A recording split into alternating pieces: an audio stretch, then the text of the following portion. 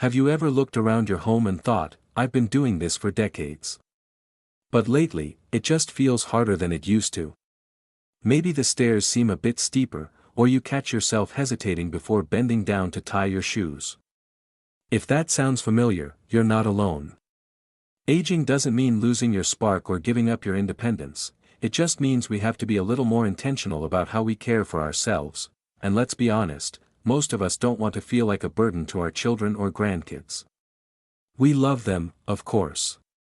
But needing help with every little thing?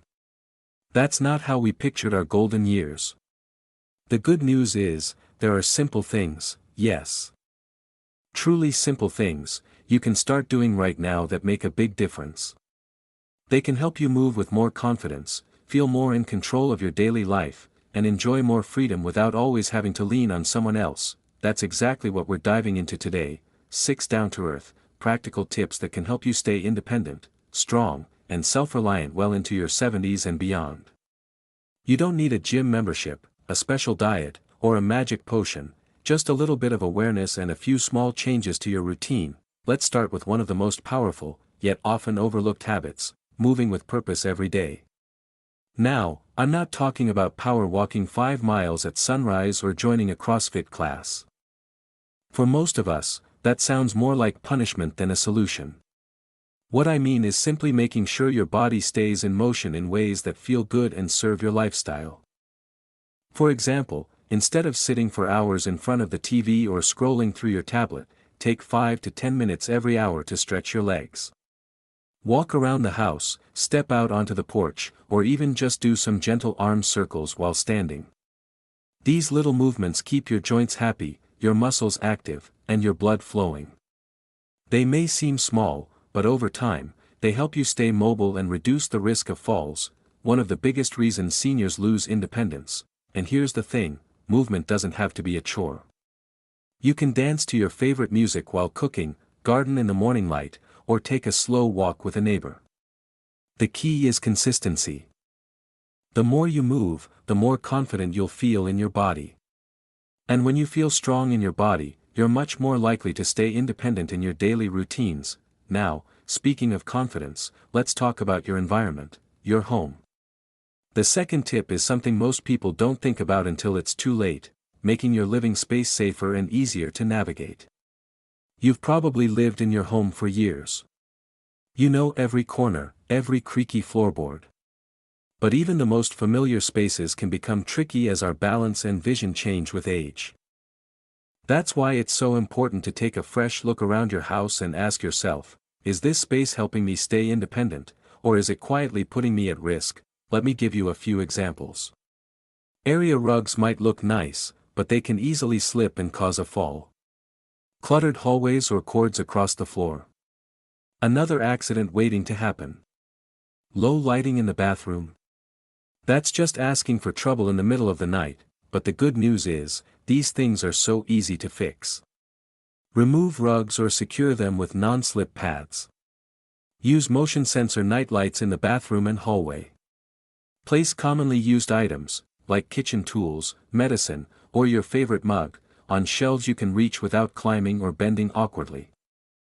These small changes make your home more supportive of the life you want to live, one where you can move freely, cook your meals, and take care of yourself with ease. And if you're thinking, I'm not ready to turn my house into a hospital, don't worry. You don't have to. It's not about making it sterile or cold, it's about creating a space that works with you, not against you. A space that helps you live the life you love, safely and comfortably. Just imagine the peace of mind that comes from knowing you can move from room to room without tripping, or get out of bed at night without fumbling for a light. It's not about fear, it's about freedom. Because the more your environment supports you, the less you have to depend on anyone else. And that kind of independence, that's priceless. Now that we've looked at the power of daily movement and making your home safer, let's keep going. There's another piece to this puzzle, one that's just as important as your body or your environment. It has to do with how you think about aging and independence. Because here's the truth, your mindset plays a huge role in how you experience life after 70. It's not just about how strong your legs are or how steady your hands feel, it's about what's going on up here, in your mind and your heart. That brings us to the third tip: stay curious, stay sharp. Think of your brain like a garden. If you don't water it and tend to it, weeds start to grow. That might sound funny, but it's true. When we stop challenging our minds or trying new things, our mental sharpness slowly fades. And when that happens, it's easy to start second-guessing ourselves, to feel less confident making decisions or managing things on our own. That's when the fear of becoming dependent creeps in. But here's the beautiful part: keeping your mind active doesn't require going back to school or solving complicated puzzles. It's as simple as learning something new every day. Maybe you try out a new recipe you've never made before. Maybe you read an article about a topic you know nothing about. Maybe you listen to a podcast while you're folding laundry or watching the birds outside your window. You could even learn how to use a new app or feature on your phone, not because you have to, but because it keeps your brain flexible and your confidence strong. And when you feel mentally strong, you're more likely to handle your own finances. Plan your days with intention, and manage appointments or medications without help. It's not about being perfect. It's about staying engaged. Because an engaged mind is an independent mind, and while we're talking about confidence and staying sharp, let's not forget one of the simplest, and most underrated, ways to support your independence: staying connected to others. Yes, even if you live alone. Maybe especially if you live alone. Which leads us to the fourth tip: build a circle of social support outside of your immediate family. Now, I know some people hear social support and think, I'm not trying to join a knitting club or go speed dating at the senior center. Don't worry. That's not what I mean. This is about creating a few regular touch points with people who make you feel seen, heard, and understood. They could be old friends you call once a week. A neighbor you wave to and chat with over the fence. A walking buddy. Even someone you email or message now and then. Why does this matter for independence? Because isolation can sneak up on you. And when it does, it chips away at your motivation. You start feeling sluggish. Maybe even anxious or sad. You start avoiding errands or canceling plans. And before you know it, you are relying more on your kids, not because you can't do things yourself, but because you've lost the drive to try. Connection is like fuel for your independence. Even the smallest interactions, like chatting with the cashier at the store or smiling at someone on your walk, can lift your mood and remind you that you're still very much part of the world. And if you're someone who's naturally shy or introverted, don't worry. This doesn't have to mean big social events. You can write letters, volunteer in a quiet setting, or join an online group where you feel comfortable. The key is to have some kind of outlet where your voice matters and where you feel valued, not just as a parent or grandparent, but as you. Now, let's pause for a moment. We've talked about moving your body, making your home safer, keeping your mind active, and staying socially connected. These may sound simple, and they are, but together, they build a strong foundation for long-lasting independence. Still, there's another area we haven't touched on yet, and it's one that can either quietly support your independence or slowly start to take it away, depending on how you handle it. It's something we often don't pay attention to until we feel it slipping. Our energy levels. Because let's face it, when you're tired all the time, even simple things start to feel like mountains. Making meals, keeping up with chores, going out to run errands. They all get pushed aside.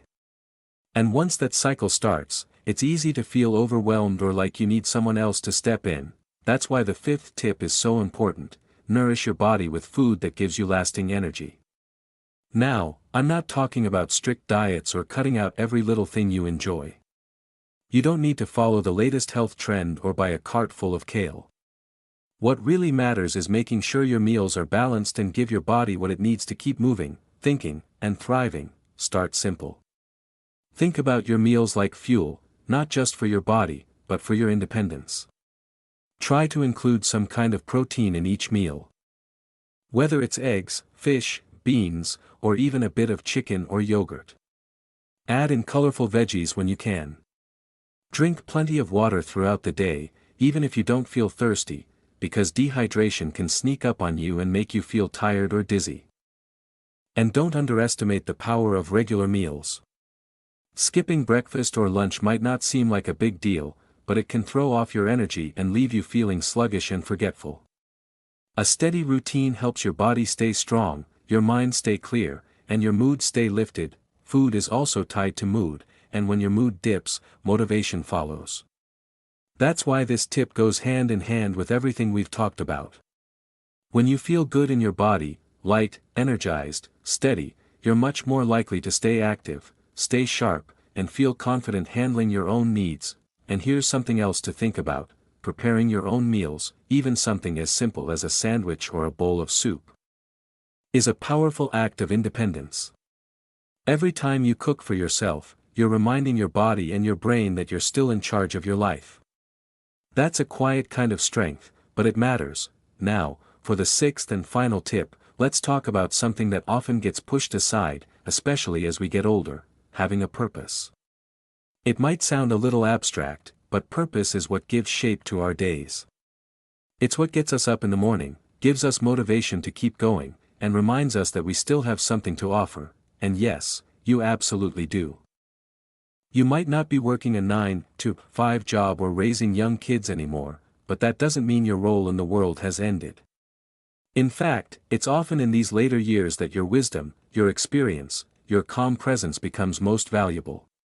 Whether it's mentoring someone younger, taking care of a pet, tending to a garden, volunteering in your community, or even writing down your life stories, you have so much to share. And here's the key: when you feel like your life has meaning, you're far more likely to stay engaged, motivated, and capable.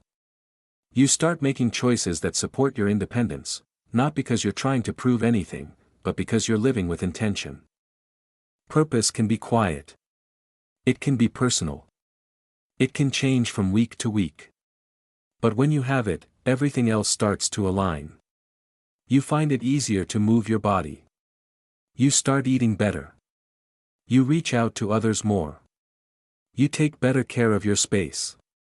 All the other tips we've talked about become easier when they're tied to something you care about, so if you're not sure what your purpose is right now, that's okay. You can start small. Ask yourself what brings you joy. What makes you feel useful, or peaceful, or fulfilled? It could be a project, a person, a goal. It could even be as simple as saying, "I want to feel proud of how I'm living every day." That alone can light the fire inside. At the end of the day, staying independent isn't just about avoiding help from others. It's about choosing how you want to live, every single day. It's about having the tools, the mindset, and the motivation to care for yourself with confidence and grace. You don't need to be a superhero. You just need to be consistent. A little bit of movement. A safe, supportive space. A sharp and curious mind. A few meaningful connections. Nourishing meals.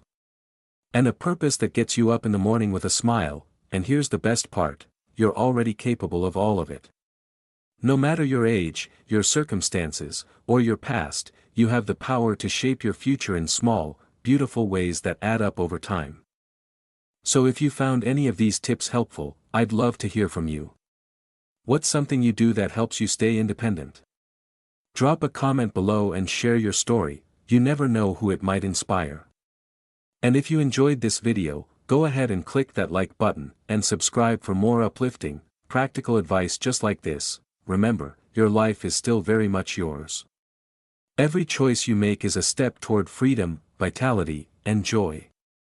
Here's to living your best life, on your own terms, with strength, dignity, and heart. Take good care, and I'll see you in the next video.